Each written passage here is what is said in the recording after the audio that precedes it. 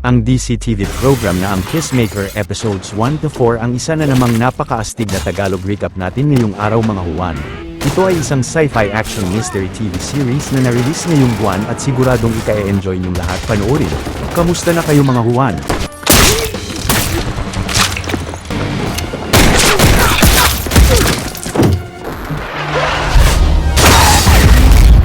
Fucking CRISPR! Yeah! Who the fuck are you? All a justification for me.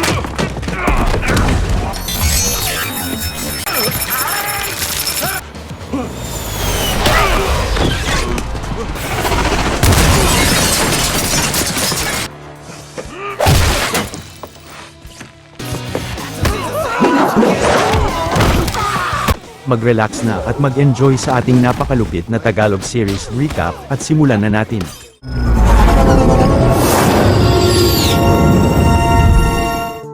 Habang natutulog sa bahay ng ama niya si Chris Smith o si Peacemaker ay ginising siya ng alaga niyang agila na si Igli dahil nais nitong lumipad sa loob ng quantum unfolding chamber na agad na ginawa nga niya para sa agila. Pagkatapos ay nakakita si Chris ng isang alien sa di kalayuan pero napansin niya si Igli na tinutuka ang isang pinto. Ngunit nang binuksan ni Peacemaker ang pinto ay nakita niya roon ang alternate na bersyon ng ama niyang si Ogie at nagmadaling lumabas siya ng pinto. Makalipas ang 6 na buwan, si Emilia Harcourt ay hindi natanggap sa isang government agency dahil ayon raw sa psychiatrist niya ay mayroon siyang toxic masculinity behavior. Labis na kinasama iyon ng loob ni Emilia at galit na nasuntok ng babae ang dashboard ng kotse niya ng maraming beses. Samantala si Peacemaker ay sumakay sa kotse ni Leota at napag-usapan nila ang pag-divorce sa kanya ni Kia matapos na ma-expose sa publiko ng babae ang mga iligal na aktibidad ng ina niyang si Amanda Waller. Pero dahil sa nakaraang pagligtas ni Chris sa mundo ay tinulungan siya ni Leota na makapunta sa isang abandonadong gusali, kung saan palihim na nagre-recruit ang bilyonaryong si Maxwell Lord para sa Justice Gang kasama sina Guy Gardner o si Green Lantern at si Kendra Saunders o si Hawkgirl. Subalit dahil sa madalas na pagpatay ng mga tao ni Peacemaker upang makamit ang kapayapaan ay hindi siya tinanggap ni na Maxwell. Maya-maya ay naabutan ni Chris si Emilia sa tapat ng apartment nito at pagpasok sa loob ay ginamot niya ang sugat ng babae sa kamay.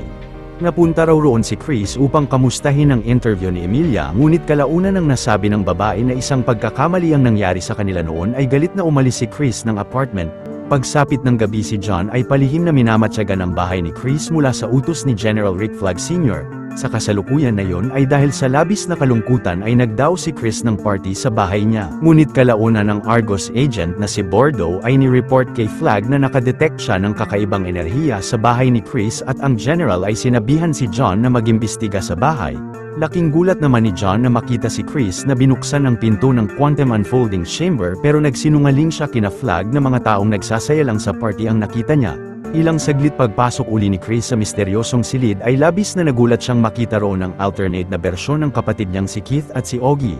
Pero kahit pa nagtaka ang dalawa kung bakit nandoon si Chris dahil ang alam nila ay nasa Bloodhaven siya ngayon ay masayang uminom silang tatlo ng alak. Maya-maya ay nagtungo si John sa apartment ni Leota upang itanong sa kaibigan kung anong nalalaman niya sa misteryosong silid ni Chris ngunit nasabi ng babae na wala siyang alam rito. Gayunpaman ay binunyag ni John kay Leota na pinapaimbestigahan sa kanya ni Flag si Chris dahil sa pagpatay nito sa anak niya noon. Samantala si Emilia ay pumasok sa isang bar upang uminom ng alak at nang paasar na napasipol ang isang lalaki sa kanya ay doon niya sinimulang makipag-away sa mga kalalakihan roon. Ngunit kahit pa binuhos ni Emilia ang buong lakas at galing ay nagawa siyang ma-overpower sa dami ng mga kalalakihan na umaatake sa kanya hanggang sa nabugbog siya ng mga ito at nilabas ng bar. Sa kasalukuyang iyon nang nagpaalam na kay Chris sina Ogie at Keith na matutulog na sila ay kalaunan ay biglang nakita siya ng alternate na bersyon niya. Subalit dahil inakala ng alternate Peacemaker na nanggagaya siya ng anyo ay inatake siya nito bago makalabas ng pinto. Patuloy na inatake si Chris ng alternate na bersyon niya sa loob ng chamber ngunit nang na-activate niya ang jetpack nito ay aksidenteng natusok ito sa isang matalas na bagay sa kisame na kinamatay nito. 9 na buwan nang nakakalipas nang itinalagang bagong director ng Argos si Rick Flag Sr. at agad na ni-request niya kay John ang mga classified data patungkol sa pagkamatay ng anak niyang si Rick Flag Jr. Ngunit nang napag-alaman ni Flag sa mga datos na pinatay ang anak niya ni Peacemaker ay agad na ipinag-utos niya kay Agent Bordeaux na bantayan ang lahat ng galaw ni Chris. Sa kasalukuyang panahon ay tinawagan ni Chris ang best friend niyang si Chase. Samantala si Agent Fleury ay inatasan ni Bordeaux na samahan si John sa pagbabantay nito sa bahay ni Chris. Ilang saglit ay pumunta si Liotta sa harap ng bahay ni Chris at sinabi niya sa lalaki na napag-alaman niya sa isang kaibigan na si Flag ay inatasan ng mga empleyado ng Argus na magsagawa ng surveillance operation sa bahay niya na posibleng dahil sa pagpatay ni Chris sa anak nito noon. Nang natanong naman ni Liotta kung ano ang pinto na yon ay inamin ni Chris na yon ang quantum unfolding chamber ng ama niya. Pinayuhan ni Liotta ang kaibigan na isuko ang chamber sa otoridad ngunit nag-aalinlangan si Chris. Maya-maya ay dumating na si Chase sa bahay ni Chris at nang pumasok sila sa quantum unfolding chamber ay agad na na-detect ito ni Flurry. Ilang saglit ay nagpatulong si Chris kay Chase na putulin ang mga parte ng katawan ng alternate na bersyon niya na kinagulat ng lalaki. Nang nahulog ang cellphone ng labi ay agad na dinamput ito ni Chris at matapos na maputol ng dalawa ang buong katawan ng alternate na bersyon niya ay sinunog ito ni Chris. Pagsapit ng gabi ay pinaghanda ni Agent Flurry ang mga miyembro ng strike team niya upang atakihin ang bahay ni Peacemaker.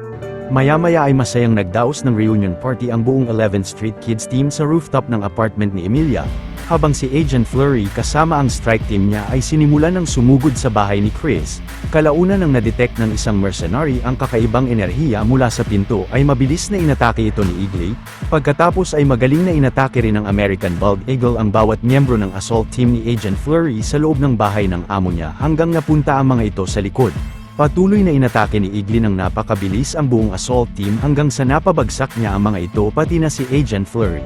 Sa sunod na eksena pag-uwi ni Chris ay dahil sa labis na kalasingan ay na-text niya si Emilia gamit ang cellphone ng alternate na bersyon niya ngunit hindi ito nag-send. Ilang saglit ay pumasok uli si Chris sa misteryosong pinto at habang nasa loob ay nakita niyang na-send na ang text niya at nag-reply sa kanya si Emilia. 3 years ago. Napag-usapan ni na Emilia at Flag Jr. ang lihim na relasyon nila ngunit ayaw makipaghiwalay ng lalaki kay June dahil posibleng makagawa ito ng matinding trahedya sa mundo bilang ang Enchantress. Sa kasalukuyang panahon ay pagsapit ng umaga ay nagising si Chris na nasa alternate na dimension pa rin at nakita niya sa text na pumayag si Emilia na mag-usap sila ng personal sa trabaho ng babae. Nagmadali namang sinuot ni Chris ang mga kasuotan ng alternate na bersyon niya pati na ang peace cycle nito. Habang nasa biyahe ay labis na natutuwa ang mga tao na makita si Peacemaker sa kalsada na sobrang kinatuwa rin niya dahil hindi niya nararanasan yon sa sarili niyang dimensyon. Maya-maya pagpunta ni Chris sa tanggapan ng Argus ay kinagulat niyang makita roon ang alternate na bersyon ni Rick Flag Jr. na ang boyfriend pala ni Emilia sa dimensyon na yun. Pero si Emilia ay inaya si Chris na mag-usap sila sa labas. Samantala si Agent Bordeaux ay nagalit kay John dahil sa hindi niya pagsabi sa kanila na may alaga palang agila si Peacemaker. Pero kasama ang Eagle Hunter na si Red Saint Wild ay planong atakihin ni na Bordeaux ang bahay ni Chris dahil sa pagkakaroon nito ng isang dimensional portal sa silid. Pagkatapos ay inassign ni Bordeaux si John na makipagtulungan kay Judo Master. Sa kasalukuyang yun sina Chris at Emilia ay kumain ng hotdog sa kalapit na parke at napag-usapan ng dalawa ang posibleng pag-ayos nila ng nakaraang relasyon nila ngunit biglang napasabugan sila ng terrorist group na ang Sons of Liberty. Agad na hinayjack ng grupo ang isang government building at nagset sila sa loob ng mga bomba bilang pagsabotahe nila sa gobyerno. Pero mula sa rooftop ng katabing gusali ay nagawang makapasok ni Peacemaker sa loob ng government building. Pagkatapos ay dahil sa napakatinding hand-to-hand combat skills ni Peacemaker ay walang kahirap-hirap na napabagsak niya ang karamihan sa mga miyembro ng Sons of Liberty. Ilang saglit sa patuloy na magaling na pag-atake ni Peacemaker sa mga terorista ng government building ay nagtagumpay ang bida na matapos ang lahat ng mga ito. Agad naman na dinisarma ni Chris ang mga bomba sa building at si Kit suot ang Captain Triumph suit niya ay mabilis na pinasabog ang helicopter ng Sons of Liberty sa ere. Sa sunod na eksena sina Agent Bordeaux kasama ang napakaraming Argus agents ay nakarating na sa tapat ng bahay ni Chris. Samantala si Chris pag-uwi sa alternate na bersyon ng bahay nila ay nagpasalamat siya kay Emilia sa text. Pagkatapos ay bumalik na si Chris sa bahay niya habang sina Bordeaux ay naghahanda ng sumugod sa loob. 35 years ago, ang batang Chris kasama sina Keith at Augie ay habang nangangaso ay biglang nakabaril ang ama nila ng isang alien sa kakahuyan. Si Chris naman ay dinamput ang device ng alien bago nila natagpuan sa gubat ang pinto ng quantum unfolding chamber. Sa kasalukuyang panahon ay napansin ni Chris na magulo ang bahay niya. Habang si John na nasa van kasama ni na Bordeaux ay palihim na sinabihan si Chris sa text na umalis ng bahay niya bago sumugod doon ang mga Argus agents. Nagmadaling kinuha ni Chris ang natabi niyang alien device at kasama si Eagle ay agad na umalis sila mula sa likod ng bahay. Ngunit pagpasok ng mga Argus agents sa bahay ni Chris ay mabilis na nahabol ni Judo Master ang bida sa kakahuyan. Kahit palabis na nagulat si Peacemaker sa pag-atake sa kanya ni Judo Master ay buong lakas na kinalaban niya ito. Gamit naman ang magaling na self-defense skills ni Judo Master ay pinigilan nitong makalayo si Peacemaker. Pero sa gitna ng napakainit na bakbakan nila ay kalaunan ay nagawang mapabagsak ni Chris ang berdeng kalaban. Samantala si Red Saint Wild ay nakita si Igli sa ere pero nang babarilin niya ang agila ay malakas na tinulak siya ni John. Sa kasalukuyang yun ay napansin ni Leota na nasa isang magazine na ang security consulting advertisement niya. Pero ilang saglit ay nakiusap sa text si Chris kay Leota na pick upin siya sa lokasyon niya. Maya-maya nang nagkamalay si Red Saint Wild mula sa pagkauntog sa bato ay nagdahilan si John na inatake siya ng isa pang agila. Pagkatapos ay inatasan ni Bordeaux si John na ihak ang security code ng pinto. Sa kasalukuyang iyon ay napuntahan ni Leota si Chris sa lokasyon niya at sinakay ang kaibigan sa kotse niya. Pinaliwanag ni Chris kay Leota na gamit ang device na iyon ay kailangan niyang ilipat ang chamber sa lugar na pupuntahan nila bago mabuksan ng mga agents ang pinto sa bahay niya. Nang natanong ni Leota kung bakit sobrang importante ng chamber ay pinaliwanag ni Chris na dahil doon niya natagpuan ang kapatid at ama niyang mga mahal siya. Nalaman pa niya ng mga tanyag na superhero sila roon na ang top trio. Kalaunan ay palihim na tinawagan si Chris ni John upang sabihan siyang siya ang inatasan ni Bordeaux na ihak ang pinto ng chamber pero pinakiusapan ng bida ang kaibigan na patagalin ang pagbukas niya ng pinto. Sa sunod na eksena pagdating ng dalawa sa Settlers Hills ay agad na pinasok nila ang lumang cabin ng lolo ni Chris. Pagkatapos ay mula sa isang pinto ng cabin ay sinimulang ilipat ng bida ang quantum unfolding chamber gamit ang alien device. Samantala si John ay pinatagal nga ang paghack ng security code ng pinto hanggang sa nagtagumpay si Chris na mailipat ang quantum unfolding chamber sa pinto ng cabin. Nang nahack naman ni John ang pinto ay laking gulat na makita ni Agent Bordeaux na isang closet pala ang nasa likod ng pinto at agad na ni-report ito ng babae kay Director Flag Sr. Sa sunod na eksena ay habang pinagmamasdan ni na Chris ang pinto ng chamber ay inamin niya kay Leota na aksidenteng napatay niya ang alternate na bersyon niya nang papaslangin siya nito na kinagulat ng babae sa kanya. Ilang saglit ay pinapunta ni Chris si Che sa cabin upang palagyan sa kanya ng pinto ang chamber. Sa sunod na eksena ay gamit ang kapangyarihan ni Red Saint Wild ay nalaman niya ang kasalukuyang lokasyon ni Igli at ni na Peacemaker. Samantala si Emilia sa likod ng bar ay nakipag-away uli sa isang lalaki pero sa pagkakataon na ito ay magaling na napabagsak niya ang lalaki. Sa kasalukuyang iyon ay inatasan ni Flag ang mga tauhan niya na kunin ang cellphone ni John dahil wala siyang tiwala sa kanya. Maya-maya ay bumisita si Flag sa apartment ni Emilia upang sabihing na pag-alaman niyang nilagay siya ni Amanda Waller sa black book na estado. Si Emilia naman ay inis na na-realize na yun pala ang dahilan kung bakit hindi siya natatanggap sa lahat ng mga government agency. Pero nasabi ni Flag kay Emilia na mababalik niya ang babae sa Argos kung matutulungan niya silang madakip si Peacemaker. Kalaunan ay naisipang pakiusapan ni Chris sa text si Emilia na makipagkita sa kanya at sumang-ayon sa kanya ang babae ngunit agad na sinabi niya kina Flag kung saan sila magkikita. Kinabukasan ay naghintay si Emilia sa lokasyon kung saan sila magkikita ni Chris habang sina Bordeaux ay nagbabantay sa paligid. Si Chris naman ay sinimulan ng pumunta sa lokasyon. Dito na nagwawakas ang ating astig na palabas at nasa description ng video ang kasunod.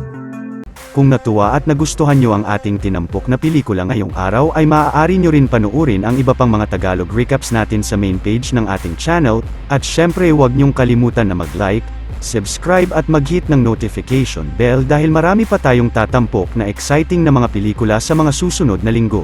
See you on the next one mga Juan.